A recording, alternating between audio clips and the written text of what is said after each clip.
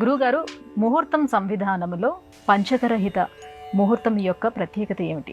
పంచకరహిత ముహూర్తాన్ని నిర్ణయించేటప్పుడు తిథివార నక్షత్ర లగ్నాలను 4 కూడి వచ్చిన సంఖ్యను 9తో భాగించి శేషాన్ని బట్టి ముహూర్త నిర్ణయం చేస్తారు. ఉదాహరణకు గురువారము, ఏకాదశి, అనురాధ నక్షత్రము, మిథున లగ్నము అయితే గురువారము 5 సంఖ్యను, ఏకాదశి 11వ సంఖ్యను, అనురాధ నక్షత్రం 17వ నక్షత్రము, మిథున లగ్నము 3వ లగ్నము, ఇవన్నీ కలిపితే 36 సంఖ్య వస్తుంది.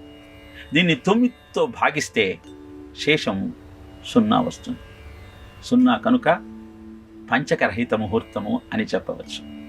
అలా కాకుండా శేషం 1 వచ్చినట్టయితే అది మృత్యు పంచకము. ఎలాంటి పరిస్థితుల్లో కూడా ఆ ముహూర్తాన్ని మనం నిర్ణయించకూడదు. 2 శేషం వస్తే అది అగ్ని పంచకం, 4 శేషం వస్తే అది రాజ పంచకం, 6 శేషం వస్తే చోర పంచకం, 8 శేషం వస్తే రోగ పంచకం. అంటే ఆ ముహూర్తంలో నువ్వు కార్యక్రమాన్ని తలపెడితే అగ్ని, చోర, రోగ, రాజ భయాలు ఆ సంఖ్యను బట్టి కలుగుతాయి.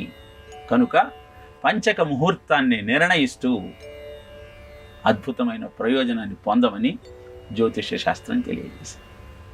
ఇదే పంచకరహిత ముహూర్తము అని జ్యోతిష శాస్త్రంలో 21 దోషాలతో ఒక దోషంగా చెప్పబడుతుంది.